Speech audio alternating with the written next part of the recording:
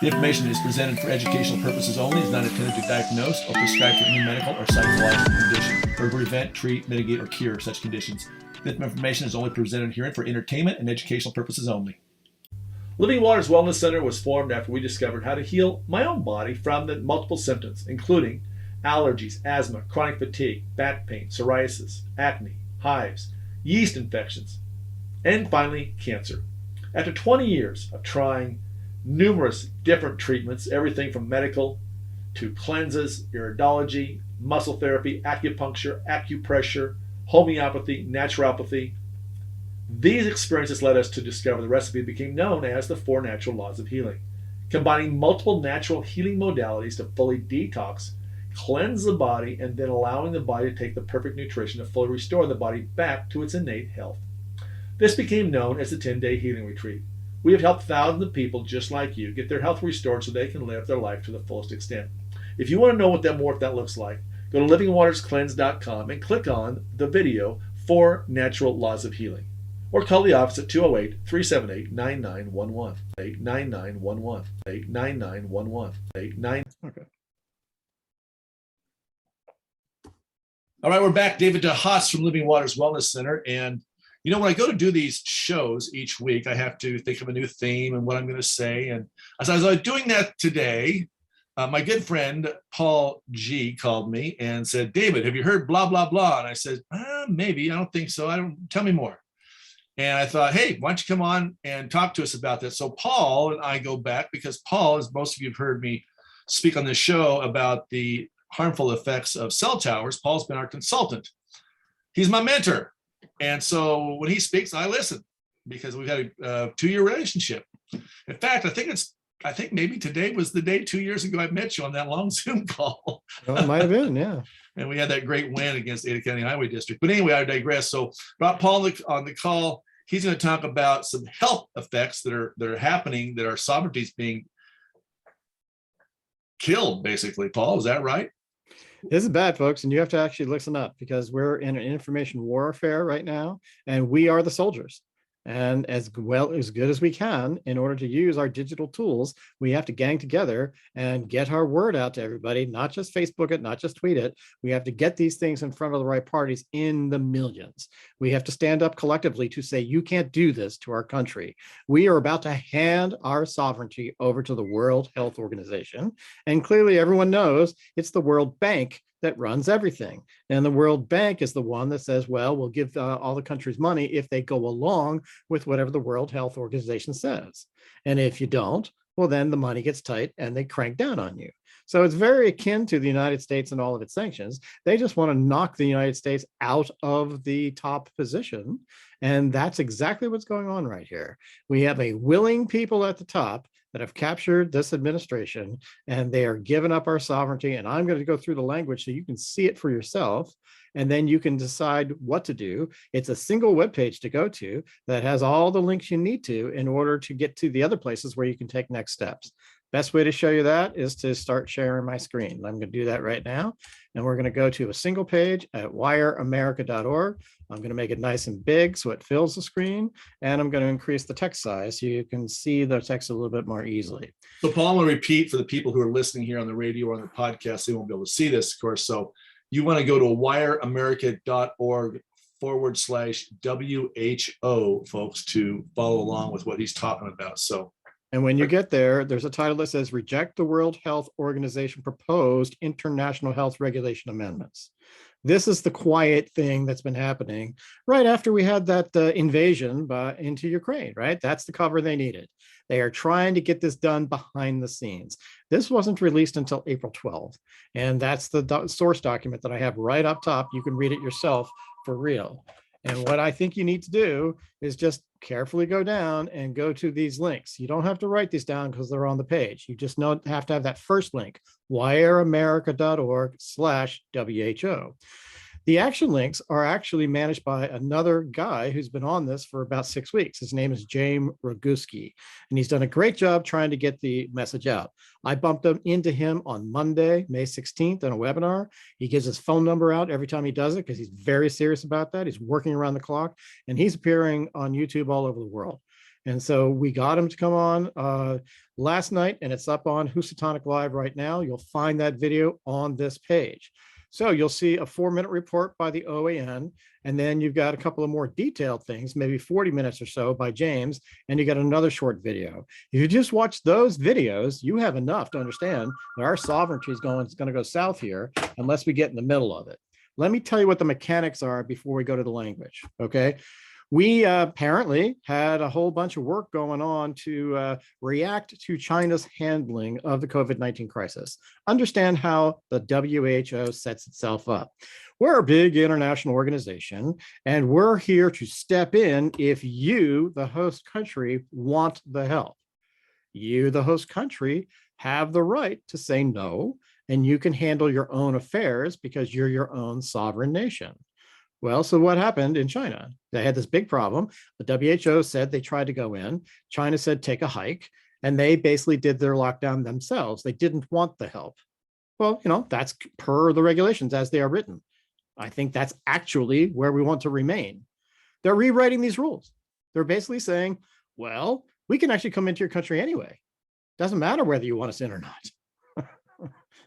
And we can bring in all the force we want. Who would come into the country? This would be the WHO, backed by a $30 billion budget, and then, whatever military force they want.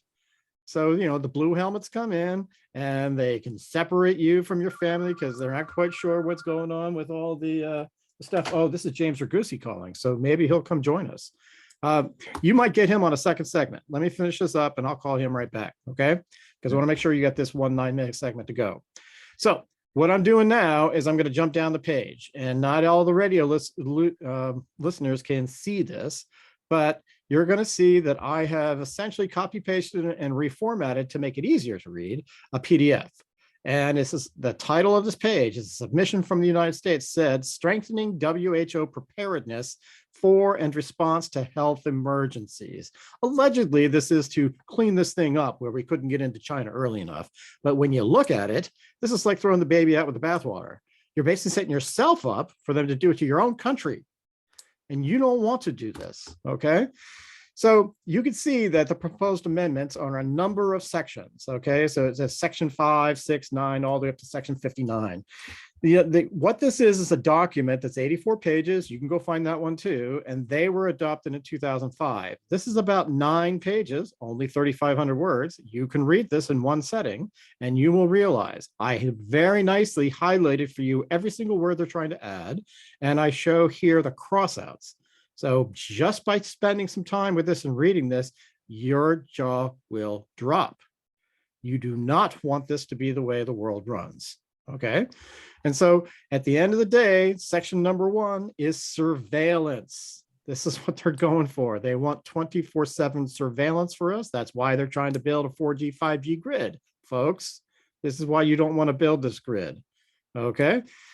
So even though each state party shall develop, strengthen, and maintain as soon as possible, but no later than 5 years from the entry into force of these regulations, the capacity to detect, assess, notify, and report events in accordance with these regulations, they add the words, this capacity will be periodically reviewed with the Universal Health Periodic Review Mechanism. Should the review identify resource constraints and other challenges in attaining these capacities, well, the WHO will provide or facilitate technical support and assist in mobilization of financial resources to develop, strengthen, and maintain such capacities.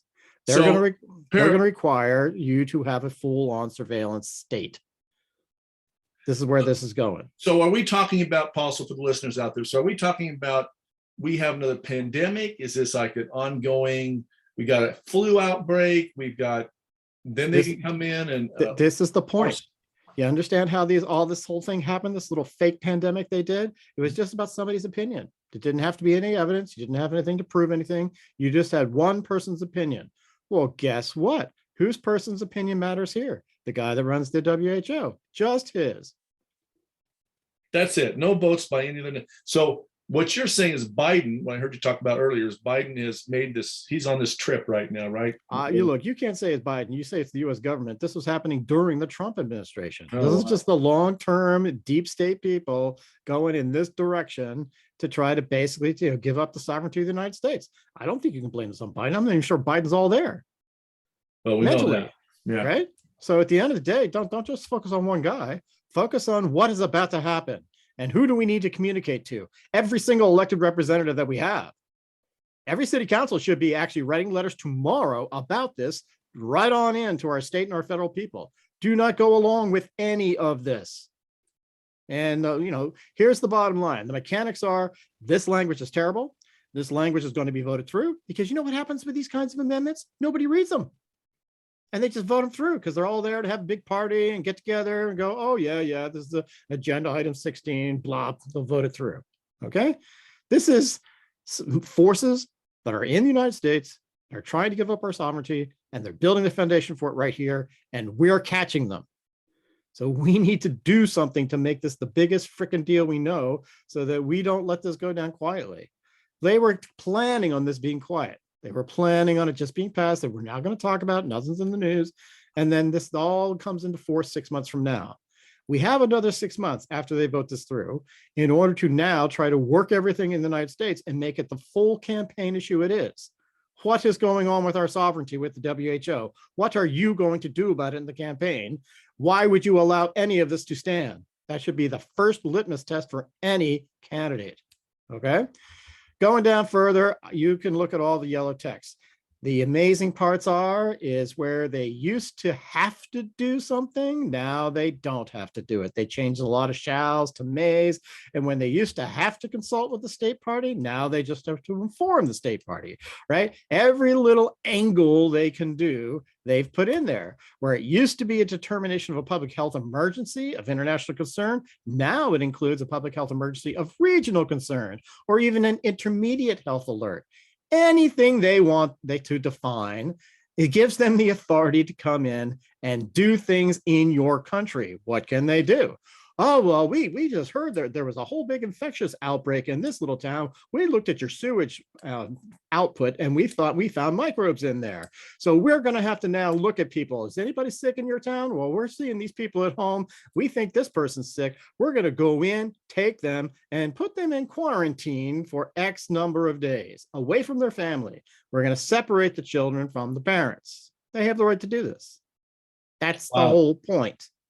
Wow. Okay. They've already talked about this on videos. Who's this they? is the word. This is the document that gets the Great Reset rolling. This is it right here. This is the foundation. We've had special guest Paul G on the show today, and he's brought another guest on to tell us about some information regarding our health sovereignty. Paul, tell us about our guest. Well, thank goodness James responded. He's the busiest guy I know right now. He's been on this thing full time for about 4 weeks. I learned about it last Monday. So I gave you a bit of a foundation in the first segment, and now we have the real expert who's been really pushing this, coming in to explain it to you in the best way he knows how. And he's just a great guy. He's been doing this kind of research and looking for propaganda and corruption all over the place for about 10 years. He's a former valedictorian of his high school, really bright guy, does a lot of great research. He's a citizen journalist and an advocate. He's very, very effective. And so I just want you to appreciate what he has to tell you. James, tell us what's going on. Well, thank you very much. Getting right down immediately into it, what we're talking about is the United States has presented and proposed a number of amendments to something called the International Health Regulations. It's okay if you've never heard of it. You're going to be hearing about it now. And so the International Health Regulations have been around for more than 100 years, really, but the latest incarnation was in 2005. And so we've been living under these regulations for at least 17 years. They're not that bad the way they are. We really probably ought to leave them alone. And what they currently do is they put shackles or restraints or a straitjacket on the WHO, and the regulations guide how the WHO deals with an emergency that could be international. And so they're trying to change these international health regulations with a series of amendments. And when you understand what these really are, you'll realize that even though it's just a 13-page document, 4 pages of which are just cover letters, so there's only 9 pages. It's possible to read this, but nobody has. And even when you read it, it's confusing. And so if we can scroll down on this page to get to the heart of the matter, what is going on here is the wording of the international regulations are being changed. And some words are being added, and in the document, those are bold and underlined. Those are new words. And some words are being removed, and those are being struck through. And so on March 28th, when I first discovered this, and I saw the part that's highlighted in blue and has a line striking it out, I literally thought I found a needle in a haystack of words, because it looks like there's a needle there. And the sentence in question gets buried in all of this other, legalistic jargon. So if you look at the red arrow, it says, if the Director General of the WHO determines, and the state party, which means country, so if the Director General determines and the country are in agreement regarding the determination about a public health emergency of international concern, then when those two parties come together in agreement, the world would be alerted that there's a problem. Well, the WHO doesn't like that, because that means that they are not in control. The individual nation is in control. And there's 194 member nations that are going to be meeting from May 22nd to the 28th to possibly vote on these amendments. They're very slippery. They may just discuss them. But if they do vote on and they approve these, then the wording would be changed to, if the Director General determines that an event constitutes a public health emergency of international concern, the world is in an emergency state. And the problem that we're facing is, people are worried about mandates for masks and vaccine passports and all that sort of stuff. We've had all these emergency use authorization, PCR tests, and injectable bioweapons, and many other things that are all due to the emergency. People need to realize that the root of the problem is the declaration of an emergency, which triggers a whole slew of emergency powers, going all the way back to Roman times. The definition of a dictator is one who dictates orders during an emergency. So if you want to have worldwide dictatorship and permanent emergency, then you might want to support these amendments. If you think allowing Tedros Ghebreyesus to have complete control over when and how we are put into a state of emergency, then, looking at the concept of taking the power away from each and every nation to decide its own fate and put that control into the hands of one person. One corrupt person. You took the words out of my mouth, let alone that particular person. This isn't a concept. This is a idea that has been put forth by the American government's, the Biden administration. They did it in secret in January. I found out about it at the end of March. I've been raising awareness about it and starting to catch a little, traction. People are paying attention to it now. Everybody always waits till the last minute, and there you are. They're going to be meeting from the 22nd to the 28th. Even if it's approved, because our involvement with the WHO really is a voluntary organization, we're involved in a relationship that's like, an abusive relationship that somebody can't seem to get out of. For some reason, we just can't seem to quit the WHO.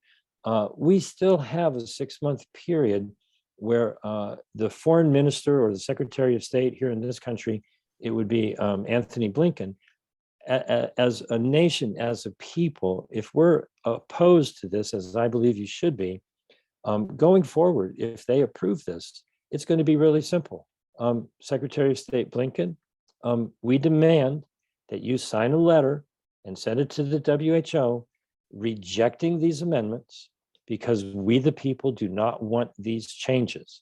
We want to maintain control of whether or not we feel we're in an emergency, and you will send that letter if these are approved in order to reject them, because there's a 6-month period in which we can do that. So James, just to kind of sum up for the listeners, what you're saying, let's roll back to 2020 when we had the self-imposed health declaration problem by basically one guy, Fauci. In this case, you're talking about one guy, the head of the WHO, would be able to determine for the whole world, if he wanted to shut everyone down and lock them up, face mask him, vaccinate him, whatever. He alone would determine that. I'm going to clarify this. Okay. That's not what I'm saying. Okay. What I'm saying is the World Health Organization really should be called the World Hypnosis Organization. If they're given the control to be able to declare an emergency, and they can manipulate that in any way imaginable that you could possibly think of, that simply gives them more opportunity to work their word magic. They will bring up the scare tactics and the media and the propaganda. Oh, there's this outbreak here, there's this outbreak there. Oh, you should do this and you should do that and you should do the other thing. The implementation will be local, whether it's on a city, county, state, national basis. But everybody seems to be walking around in a daze thinking that the World Health Organization is the boss of them. All they do is confuse people into thinking that their recommendations, their suggestions, whatever it is they're pushing, it's a recommendation. And hypnotists give suggestions over and over and over again. And if you fall for that kind of language, and if your government officials fall for that kind of language, and they see that, oh, well, they declared an emergency, so we could declare an emergency, and then the state and the county and the city and all the way down, it's an illusion, okay? The power rests in the people, but they don't realize that they have that power if they don't go to something like this and they read the words and they go, wait a minute, why would we want to give away the ability to declare a state of emergency in the first place to one dictator general of the World Hypnosis Organization? It's just that we need to awaken from our confusion and realize that the only organizations that have power over us are the ones that we allow ourselves to be so confused about that we don't read the words, we don't read the language, we don't look at the actual reality of it all, and we fall for the story. They're very good at crafting stories. And this one is something that they were trying to hide and sneak through, and then after the fact, they would come back and go, look, you have to do all of these things.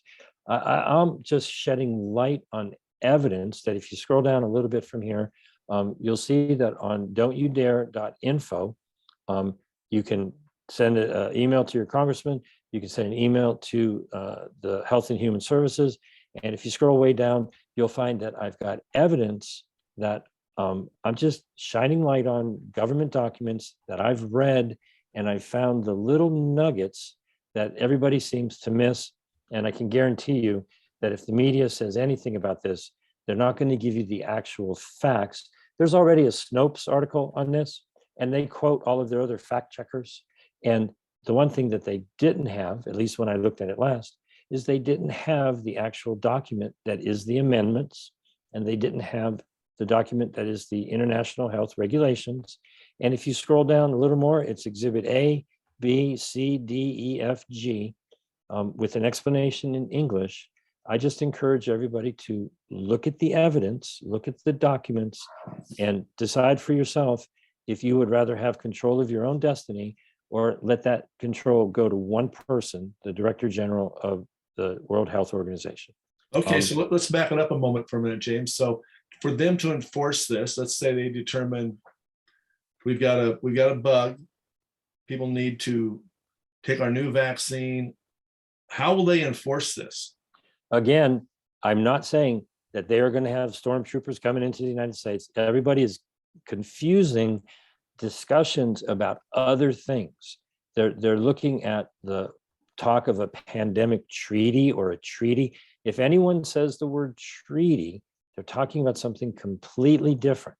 This is all about smoke and mirrors, about being able to make a declaration of an emergency, right? If I said, hey, there's an emergency right now, it doesn't really change your reality at all, unless you're falling for the propaganda and the media. The implementation, and you'll see in many of the documents here, it's the local officials, city, county, state, province, national government, that they just lose their minds. They get drunk with power, and they attempt to do things that they're not allowed to do, emergency or not. And this is just going to add to the propaganda. It's going to add to the hypnosis. It's going to add to the confusion. But on a very simple level, and it's up above a little bit, but we don't roll around trying to find it on the website. It's right there. There is a Supreme Court decision from many years ago that when we the people our forefathers wrote the Constitution, and we gave 18 authorities to the federal government, okay? It's very clear that they are not allowed to then give any of those authorities to another organization. They can't pass it forward. And so the president has the authority to declare an emergency, but he can't give that authority to Tedros Ghebreyesus of the World Health Organization. There's a Supreme Court case that makes that super clear, and it's 100 years old. It's undeniable. They're doing something that's absolutely unconstitutional and, arguably treasonous. And so if you think it's okay to take away the control of your own nation, because it's not just America, it's the entire world, and give it to one dictator, this happened before about 90 years ago, and a dictator rose to power in Germany.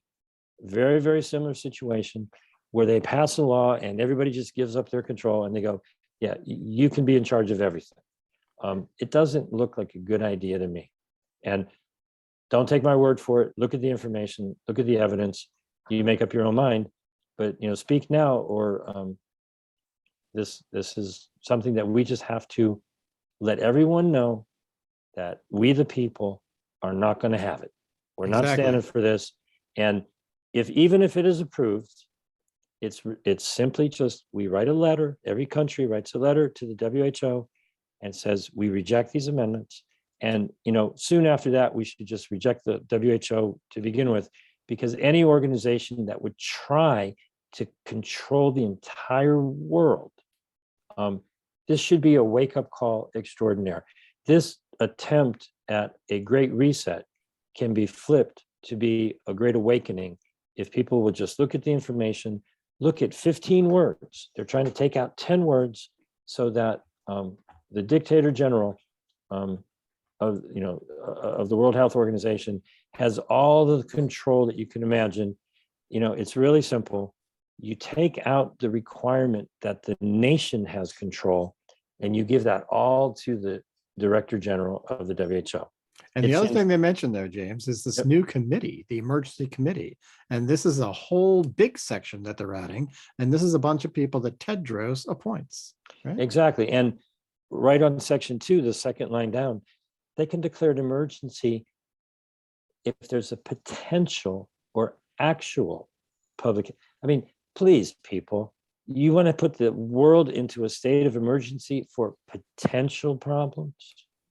Well, which is where we are right now. Let's talk. Just go right back to what happened. Trump declared an emergency at the federal level. Shortly thereafter, our governors did it. Shortly thereafter, our county representatives did it, and boom, we were all home.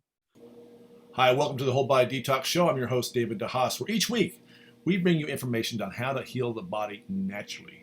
We're located in Boise, Idaho, where we do a 10-day healing retreat, and are best known for helping people get their health miracle. If you want to know more about that, go to healingtheincurables.com. That's healingtheincurables.com. Or you can reach out to us on the telephone, 208-378-9911. Enjoy today's show. Yeah. Right? Happened real quickly, didn't it? And when you go back and you try to unwind it all, it's insane. Yeah, and totally so insane. It starts with people realizing that, yes, there could be an emergency that requires action. I understand that, but that should be controlled on a local basis by people that you can get your hands on if you need to talk to them. Okay. Not by some dictator who's about to be coronated to a second term unopposed next week when the WHO meets in Geneva for their yearly assembly. And so all I'm doing is trying to raise awareness of public documents. None of these are confidential information. None of these are hacked or obtained in any way other than going on government websites and reading documents that are so boring. Most people fall asleep and get all confused. I just found a needle in a haystack. Yeah, how are Pardon? we submitting this? Is our Congress approved to become a part of this? Is this There, just there the are president's acting on his own now?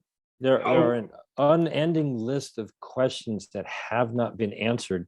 And our congressman, if you go up a little bit to the big orange square, or actually I think it's down below, I moved it around. Um, you can click on this button, and in the last less than a week, we've had 80,000 people come through here and contact their congressman to say, hey, what in the heck is going on here? Well, we've gotten responses from Congress people, men and women.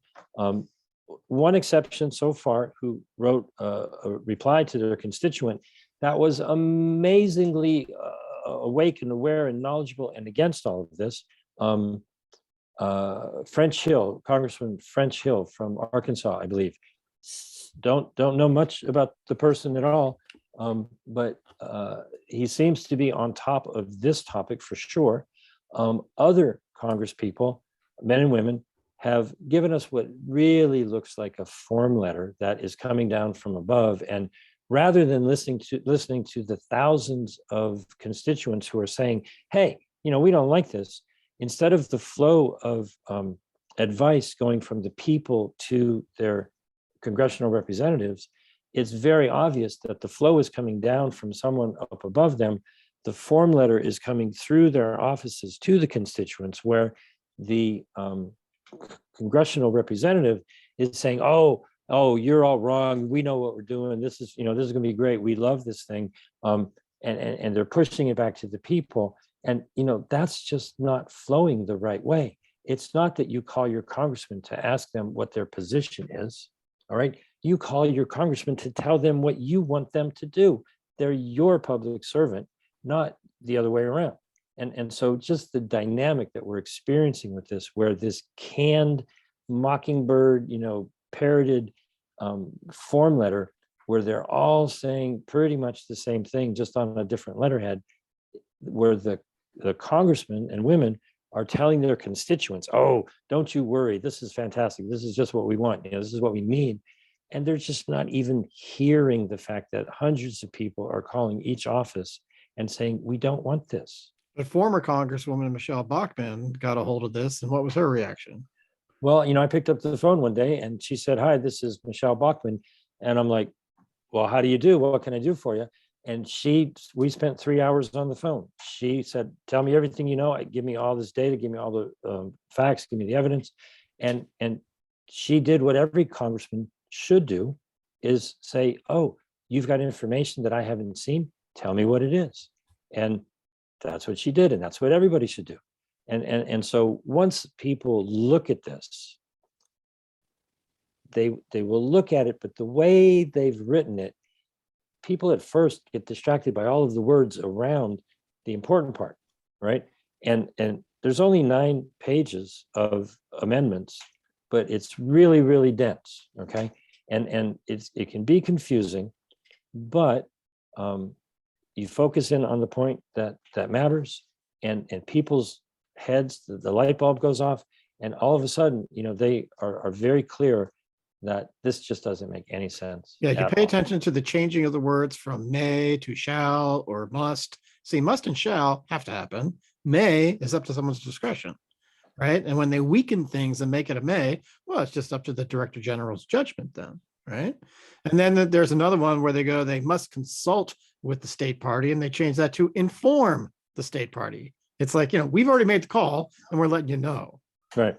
Yeah, and so I got to wrap it up. I just want to encourage everybody to go to don'tyoudare.info or stopthewho.com and look at the information and decide for yourself whether you want to give up control of your country or not. And when you're going there, sometimes there's a little HTTPS problem. Don't worry about it. Just push through and you will get to a secure page. And my phone number is 310-619-3055, 310-619-3055. I'm way behind in getting back to people, but keep calling, because I want to try to have everyone get accurate information, get answers to their questions, because as far as I'm concerned, if we let this one slip through, we're not doing our job in keeping an eye on what our public servants are doing. Great, James. Thanks again for coming on Yeah. short notice. We appreciate it. Cool. Thank you very much for having me. Okay. What do you think, Dave? Was that good for your show? You got it? Well, I've got about 20, that was 20 minutes. Yours that's 30. I got another 9 minutes or so to fill Well, in. I could do 9 minutes on a different topic if you want. Yeah, let's since I do have you here. So, but James, you have to stay on with us. You can go if you want. Yeah, So- I'm cool. Thank you, guys. I'm glad we made that happen. Thank you Okay, much. great. Thanks. Bye. Yeah, bye. Okay, All so right, David, guess what happened today? what happened today? We had an interesting little move in the California legislature. We had what is called a gut and amend on a bill. Here's Senate Bill 717. This thing gets started up in February. So Bill 717 went through a whole bunch of Senate committees. It made it through at least 2 committees. It was going to its third in appropriations, and then on to the next house, the assembly, right? So we have a Senate and an assembly, and they both have to review a bill before they get the final votes, and it goes forward to the governor. Got it. So before it goes over to the assembly, they take every single word in the bill that had something to do with Medi-Cal insurance, which is just health insurance for low-income people, and struck every single word and put in its place a telecom bill to essentially figure out how do we remove obstacles to the wireless access points that are needed for Internet of Things. Oh my God! So they took a completely different bill. Completely different bill. It's already been through committees on the other topic, and there was a way to sneak this in. They just did it. They just announced it today. I have the text. And now it's headed to the assembly to go through a couple of committees, and it will have to come back to the Senate on an expedited basis, really quick now, to get through the Senate committees to finally get this thing voted through. But guess what? Something that was never announced, that was never part of any part of this agenda, is now live in the California Senate. Well, and that's after last year, your governor vetoed 2 very bad wireless bills. Well, just one. Just one? Yeah. Okay. Well, we got one veto 4 years ago, and we got another veto of one bill, the worst one, in 2021. So for those of you listening, So are we actually on now, or are we talking before we start recording? No, we're recording. We're all right. Good enough.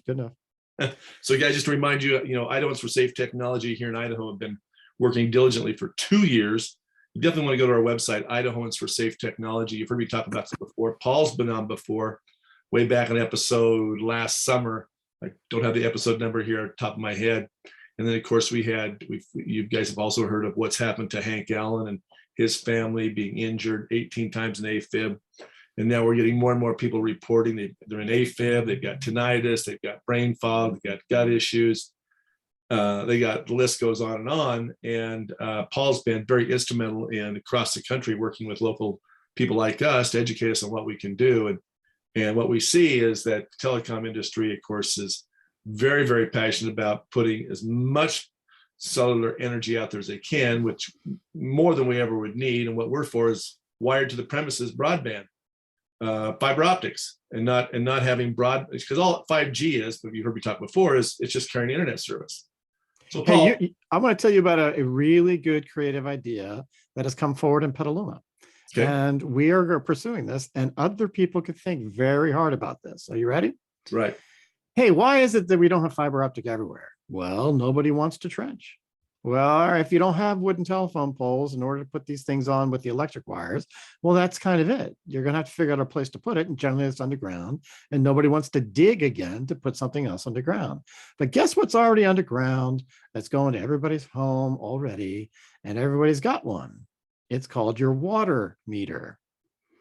And so we just got a $11 million grant from the federal government to actually put in advanced metering infrastructure for water meters.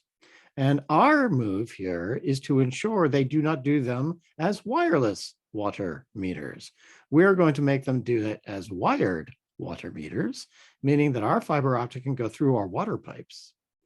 directly to everybody's home, to their meter, where they could access it for their own house. That's called fiber to all premises, FTAP. Isn't that a smart way to get it done? And so they just put the wire just down the existing water pipe. In the pipe. All you Wow. have to do is figure out a way to exit the pipe near your house. You're good to go. You have access to the internet. Now, here's the beauty of doing this. And that means that every single home is equipped with a fiber optic connection. Now, the biggest problem with the municipal broadband fiber is that the city then has to be turned themselves into a retail operation. I mean, they already kind of are a retail operation for their water, at least in Petaluma. We pay our water bill to our city. Yeah, Well, we paid to Suez Water. Well, they just got sold out. okay, but I guess what I'm saying to you is that because the infrastructure is in place, this is just about solving the problem of having to put fiber optic cable along with your water all the way through. Has it been done? Well, yes, it has in the United Kingdom. They're doing that right now. Can we do the same thing? Sure, why not? Well, Let's think. It's safe. It's underground. It's already through a hole that you know. Doesn't matter if you take up a little bit of space in that hole. It's okay. Yeah, I'd probably do it in the incoming water pipe as opposed to the outgoing water pipe, because if you have to fix it, it's going to be easier to fix it. You don't have to deal with all the sludge. Well, Paul, right here in Ada County, we've got, I've been told by the Ada County Highway Commissioners, we got 80% vacancy in the pipes in the ground already, when there's easy to slip a cable in our pipes. There you go. So we've got that covered here. We just got to get the local politicians, mayors. Right, but the minute board. you start looking at fiber differently, the minute the city says, let me think here, if I actually treat this as a public utility, which it is, Right. and if I actually then say, how do we earn money off of this fiber optic asset? That's your goal. So what you want to do is look at your jurisdiction and say, what fiber's in the ground that was where public money was used to put it in the ground? Well, that would describe all fiber because we put extra charges on our phone bills from the early 90s to get it done. So even though the companies never fully built out the fiber they were supposed to, here's the appropriate response. Excuse me. I need something to drink. Sorry. Go ahead. All right. So the appropriate response is you breached a contract. So therefore, we're going to essentially claim the asset. We condemn your property. If you put any fiber optic in the ground with public property in the past, it's now ours. And we will use that fiber and we will supplement it with any other fiber we need to put into our water pipes in order to make sure our fiber goes everywhere. And everything in our jurisdiction happens on fiber that we now own. If anyone wants to touch that fiber, use that fiber, go over that fiber, you're going to pay us some money. It's a profit opportunity right now. You remove the asset from the company that has been abusing it for years, and you bring it back into your fold because public money put it there. Yeah, most people don't realize that Ada County has got a bunch of money they got from I think the CARES Act, and they're looking at putting a big, they call it a band around the city, connecting all the cities. Well, that's my whole point is you don't have to work out all these interconnection agreements with private companies and all the rest of it. Screw it, condemn it, take it, and it's all yours. And you get to plan it and use it as you wish.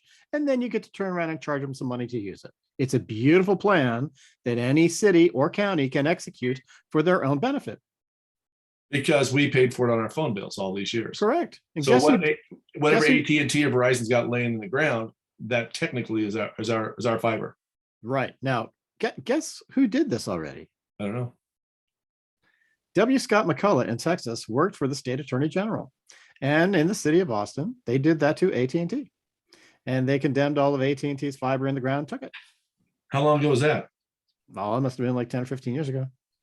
And that was Scott McCullough. So for those of you listening, Scott McCullough is the one who was the lead attorney on the DC Court of Appeals decision to told the FCC been arbitrary, capricious, and illegal. So Scott's a big hitter in this arena. Yeah, if you want to hear him talk about it, it's right up on a video, and that's right on the page called wireamerica.org/McCullough. That's McCollough. But he's under there under the action menu. You know, I was listening to you guys last night on former Houstonic Live with Scott. Yeah, that was very entertaining. That was a lot of good information there. Yeah, thank you. Yeah, no, that was excellent. So, Paul, on your website, wireamerica.org. Mm-hmm. Right. Okay. So is there any other places they should go to some of the information you just mentioned? Yeah. I So rock the it. two places to go are /WHO. Okay. And then you also want to go /McCullough, but you'll find both of those things in what's the action menu. So Action. just look for action. All the good stuff is there. Excellent. Excellent. Wow, we covered a lot today. So, guys, listening to this program, there's a lot to take action on. I know it probably blew some of your guys' mind that we're looking at losing our sovereignty, our health sovereignty, which that's a lot of directions that can go, right? I mean, we've seen what happened with the forced mandates and the jabs. And so they're talking about taking it another level deeper. This is something we definitely need to pay attention to.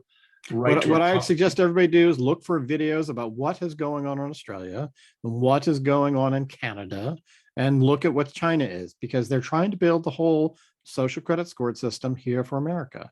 And so when you see how they locked down Shanghai just about a month ago, you will see that those people were in buildings and not able to go out and shop for food. And people were screaming all night long saying, this is tyranny. We can't deal with this. And that's what they can do.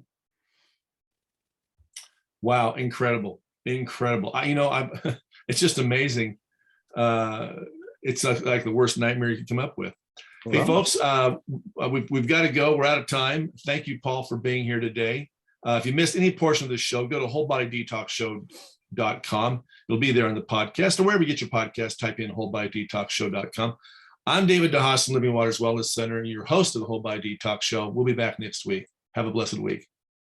okay. Thanks, Dave. Bye. Bye-bye.